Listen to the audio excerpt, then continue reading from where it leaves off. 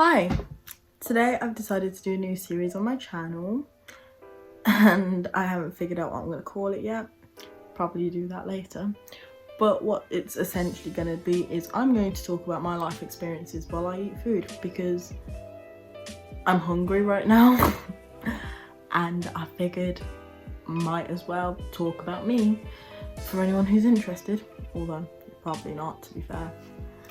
So, the deep, dark, cemented secrets I've decided to unleash today is my past as a Stan account. Stan accounts are something I don't particularly hate as much as I say I do. Oh, it's still hot. But I understand, but I don't like it, if that makes sense.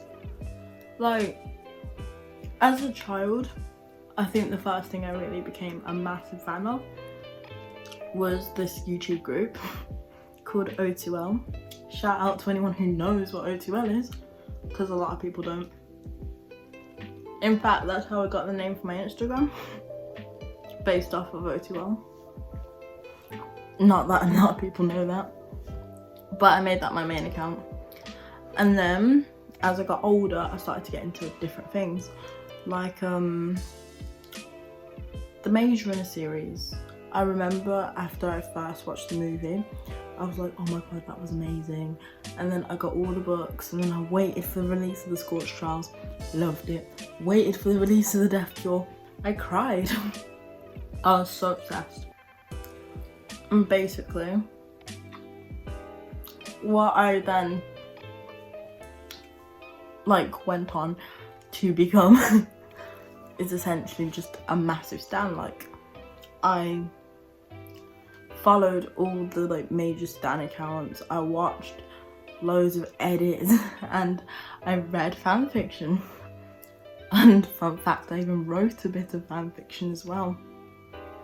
So I can't be too hard on stan accounts because I was once one of them. I just also despise the fact that I was once one of them. So, if you hear me say something about stan accounts, it's nothing personal. I just don't like myself. And what really made me want to talk about this is that on Twitter, because I watch a lot of YouTube, right? And I follow YouTubers and I'm fans of them. I won't go as far as to say I stan them, because I promised myself I'd stop doing that. But on Twitter, I see the stans of these YouTubers and I'm shook. Because a few weeks ago, I read that some girl claimed to have had sex with I'm Alex and got pregnant by Will.i.am. And she was 13. So while I'm 90% sure that didn't happen, if it did, I am so concerned. It makes no sense. And I can understand wanting to meet your favourite creators or wanting to get to know them. It's a fantasy. And it's perfectly understandable. But when you allow yourself to get that obsessed, that's when it stops being a harmless fantasy and it becomes problematic, you know? For example, another thing I saw on Twitter, it's always Twitter, isn't it? I saw a fan page dedicated to Mimilus's hands, and while the thought to me was very, very funny, I was also concerned at the amount of thirsty comments. These are supposed to be kids, right? I know I can't really say that because I'm still young or whatever, but if I was to do that, that's not as weird because I'm nearly 18, right? Still not great, but not that weird. But to see literal 12-year-olds doing that, it's mad. Honestly, this generation's going down the toilet, to be honest. But enough about things I've seen. I decided you're gonna get an exclusive on fanfictions that I wrote and did not submit. You could probably if you tried hard enough, find these. But I'm not going to reveal my Wattpad name. My bully got me pregnant. I was also a massive fan of Teen Wolf, right? And I had an Instagram account which was like multi-fandom. So I just posted whatever I was obsessed with at the time. So I like Teen Wolf, and one of my favourite characters is Theo Raken, as you can tell. I'll read you the first chapter. This isn't released, so you're not going to find it anywhere, I don't think. But let's read this. Oh my god, this is cringy. I lay in the hospital bed in the morning, in the most agonising pain I've ever been in. I look to my side and see Nolan smiling down at me in the brink of tears. On the other side, I see Theo, almost looking happy. Rage starts to fill my mind as I scream out. I scream and push and scream and push until I can't anymore. I flop back onto the bed, exhausted.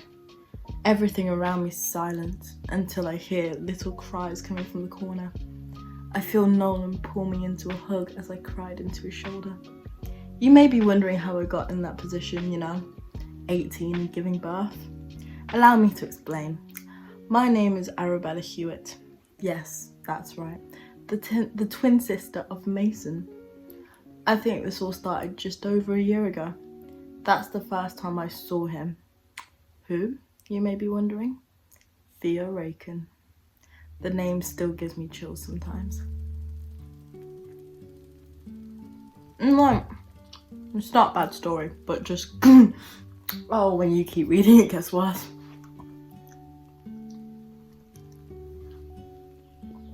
It's just the fact that it's just the fact that I'm the one who wrote this. This is my story, and I'm appalled by it. I can't believe I'd do something like that, to be honest. Crazy. And this is why you don't let kids have internet, because then stuff like this gets made. And it's no one's fault, is it? There is one fanfiction that I have written, and it is published. And it's called I Don't Care. And it's for Newtmas, because as we hashed over, my Maze Runner obsession was something to behold. And this song, I got the inspiration from this song by Fall Out Boy song, I Don't Care.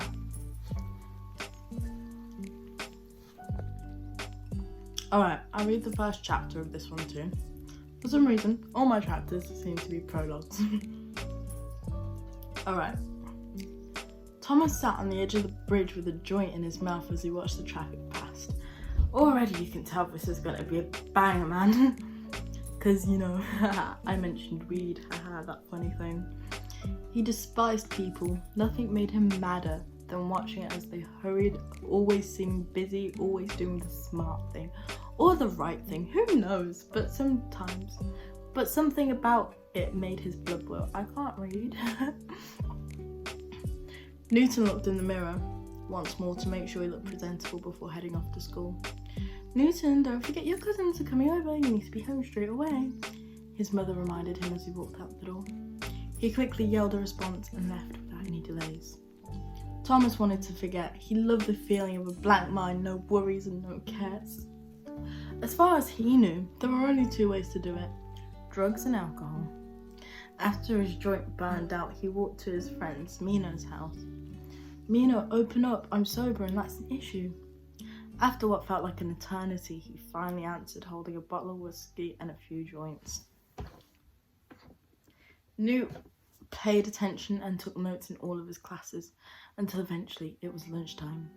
He wasn't exactly popular, and he wasn't good at socialising, so he always preferred it to be him and his music during lunchtime. Thomas was completely drunk without a care in the world. This was the only feeling he had left to value. Everything else in his life was bad. But feeling like this had meant something to the boy, something he couldn't explain. He longed to hold on to the feeling forever, but sadly, this was only a temporary solution to his many permanent problems. It was finally time for the blonde to go home. This was the time he dreaded, the moment the final bell rang to the minute he walked to his house.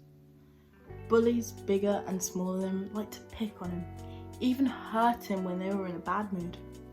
But Newt, being his pacifistic self, just stood there and took it.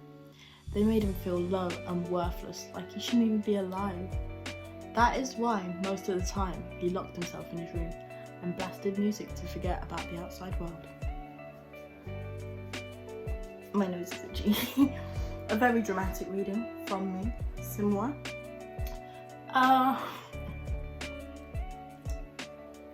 I'm trying to think about what I was thinking when I wrote that.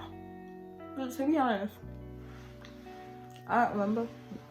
I think I was like, girl, I hate people, and you know, yay, parties. I think it was just after I watched Skins as well, because Skins is a great show. There's a lot of jokes in that. But a spoiler to anyone who may have wanted to read my story. They both die at the end. Like, you can tell I was in a messed up place as a kid, fam. I wrote this when I was 14. I think. Maybe even 13. Who knows? But okay then, that's it for me. That's it for the first episode in this series that I have yet to name. We had some laughs, we had some tears. Well, you probably didn't, but I know after reading this, I feel like I don't even know how to describe how I feel. It's not great, but now you know more about me than you probably ever wanted to know. If you like this video, please give it a like and subscribe. I love to see the fact that I'm actually gaining subscribers. It's been making me very happy lately. So if you want to add on to my happiness and watch more amazing content from me, then subscribe, turn the notifications on, and I'll see you whenever I choose to record again. Bye.